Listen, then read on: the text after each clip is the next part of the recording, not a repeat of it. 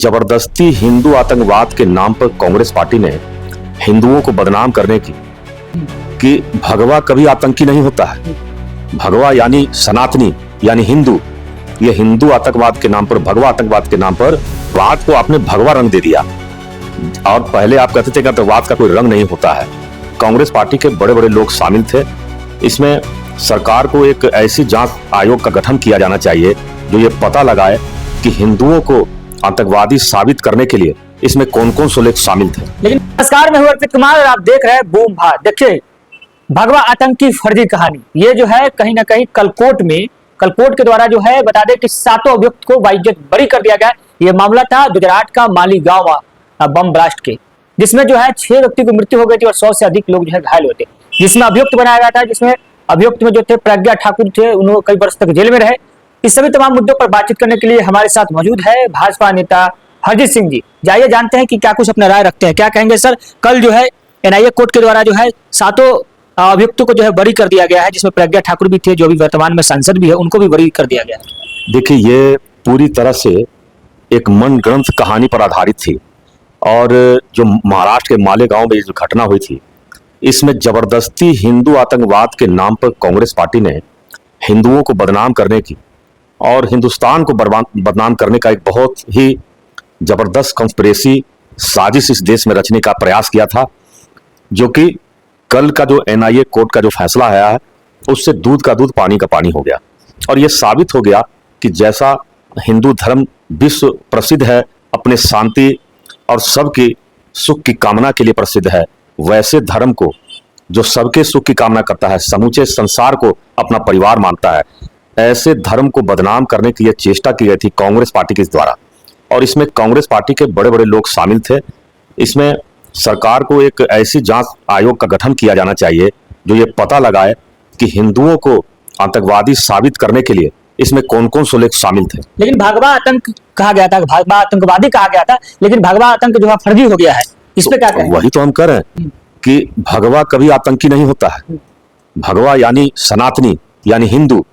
ये हिंदू आतंकवाद के नाम पर, भगवा आतंकवाद के नाम पर लोगों को डराया जा रहा था। हमारे मुस्लिम भाइयों को डराया जा रहा था कि अब हिंदुस्तान के हिंदू भी आतंकवादी बनते जा रहे हैं। लेकिन वो भूल गए कि कभी भी हिंदू आतंकवाद का ना तो समर्थन हिंदुओं ने किया और ना ही किसी भी आतंकवादी घटना में वो शामिल होते हैं। ये पूरी तरह से एक मनगढ़ंत कहानी गढ़कर हिंदुओं को बदनाम करने की कोशिश की गई है।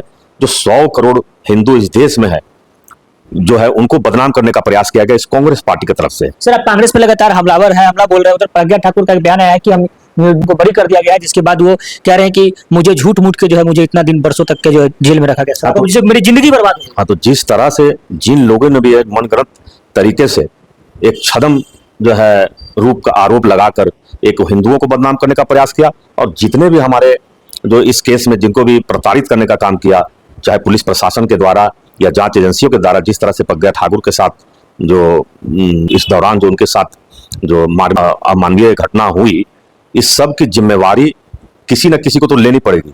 इसलिए कि आखिर कौन इस भगवा आतंकवाद के नाम पर इस तरह से घिनौनी हरकत कर रहा था, इसका पता लगाना बहुत जरूरी है। और देश के 100 करोड़ हिंदू नहीं बल्कि समस्त 140 करोड़ की जनता यह जानना चाहती है कि इस देश में कौन इस तरह की साजिशकर्ता लोग हैं जो हिंदुओं को बदनाम करने का प्रयास कर रहे हैं। और इसमें मुझे पूरी उम्मीद है कि ये गांधी परिवार, गांधी नेहरू परिवार इस साजिश में शामिल है और इसमें कोई विदेशी शक्तियों का भी सह है इसमें। तो ये जांच का विषय है कि हिंदुओं को बदनाम करने का प्रयास क्यों किया गया। अच्छा, क्या लगता है कि भगवा आतंक जो है फर्जी हो गया है?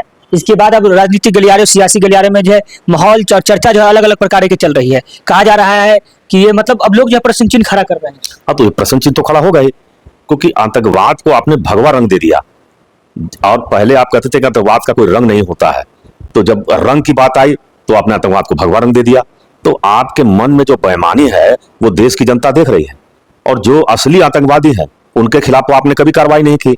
जो इस देश में बरसों से आतंकवाद फल फूल रहा है, उनके खिलाफ तो आपने कभी कोई कार्रवाई नहीं की।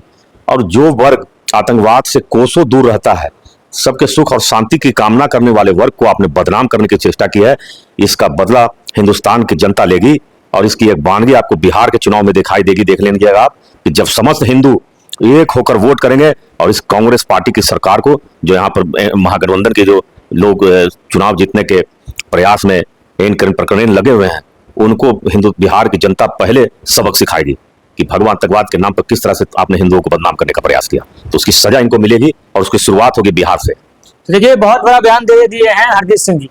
इनका सीधा सीधा कहना है कि भगवान आतंकवाद जो अब फर्जी हो गया है, ये सोची समझी साजिश था। इसमें गांधी परिवार और नेहरू परिवार का चाल था और इसका जांच का विषय है कि कहीं ना कहीं तो हो सकता है कि विदेशी शक्तियां का भी इसमें उपयोग किया गया होगा। बहरहाल आप क्या सोचते हैं, क्योंकि कल जो है मालेगांव 2008 में जो विस्फोट हुआ था, बम ब्लास्ट हुआ था, उसका जो है फैसला आ गया है, जिसमें 7 अभियुक्त को बरी कर दिया गया, जिसमें जो है अभियुक्तों में नाम थे, जिसमें प्रज्ञा ठाकुर थे और सुधाकर द्विवेदी थे। ऐसे ऐसे लोग थे जिनको बरी कर दिया गया है कोर्ट के द्वारा। अब ये लोग जो है कहना है कि मुझे तो अब बरी कर दिया कोर्ट के द्वारा, और अब जो है ये लोग कांग्रेस के ऊपर जो लगातार हमलावर। हालांकि आप क्या सोचते हैं, अपना प्रतिक्रिया कमेंट बॉक्स में बताइएगा। बने रहिए हमारे साथ, आप देख रहे हैं बूम भारत पटना से।